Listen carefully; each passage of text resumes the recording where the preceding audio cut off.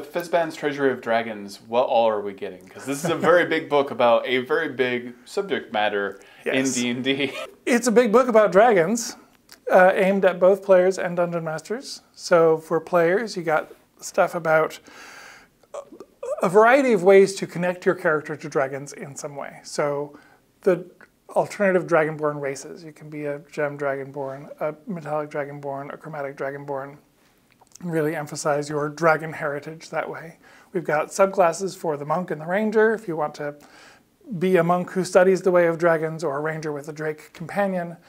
We've got some feats that link you to draconic heritage, and then a little table of story inspiration of ways to connect your character, whatever your class and subclass, to some kind of dragon background. So you're playing a cleric of the war domain.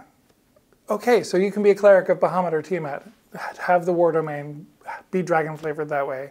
You're playing a warlock with an archfey patron. Hey, what if your patron is a moonstone dragon from the Feywild?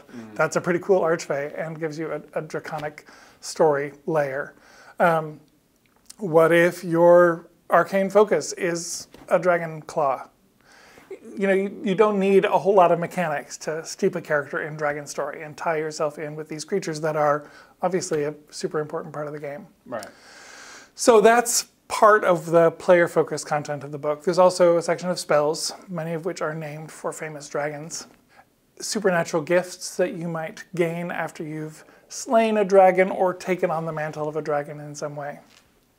And magic items. So what are the gifts? Are these like feats? Are these like boons? Like boons. They, similar to the charms and blessings in the Dungeon Master's Guide, they have a rarity attached to them to help the DM kind of get a figure, oh, you killed a wormling, you don't get a super awesome gift. It's like that old piece of like second edition art where there's like eight adventurers who killed a dragon hanging from a tree. Yes. Yeah. So this is meant to evoke things like the legend of Siegfried tasting dragon's blood after he killed a dragon, or the idea of bathing in a dragon's blood to make yourself invulnerable, or stuff along those lines. So there's some echoes of the mythic odysseys of Theros, supernatural gifts there as well. But the idea that these are bits of draconic power that might be invested in you in some way or another, usually connected to the death of a dragon, not necessarily the violent death of a dragon. You know, maybe it's this ancient gold dragon is on its deathbed and is seeking for someone to invest its power into, and it chooses you. Very cool. There's stuff in there about dragon eggs, about half-dragons, about what happens when dragons die, what happens when dragons decide they don't want to die and they become undead. So half-dragons and Dragonborn. Okay. And half-dragons are in the monster manual. That's true. And it's basically like a half page talking about half-dragons in ways that, so like, how do you want to think about half-dragons in your campaign? Right. Do you want to think about a dragon and a creature of another species doing a biological thing to make a half-dragon?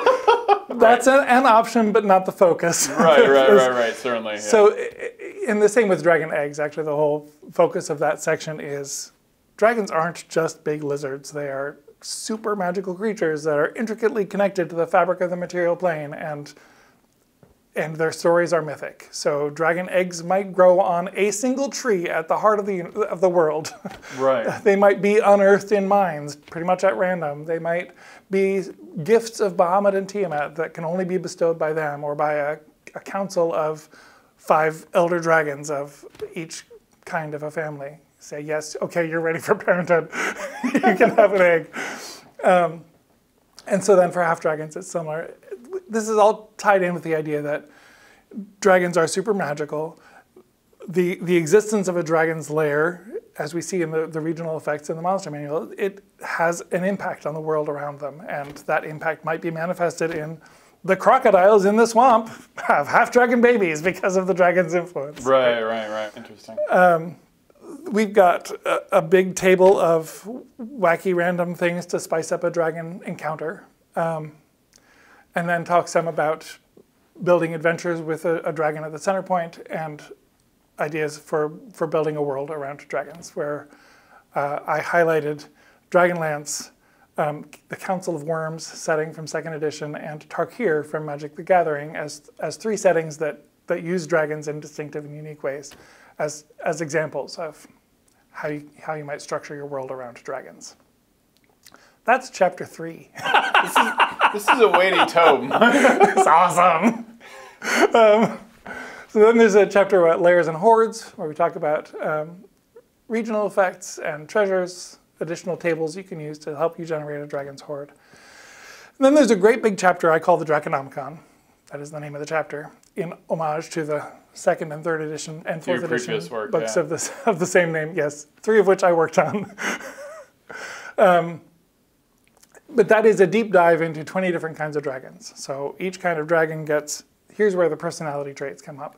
So this is the guiding principle here is show, don't tell.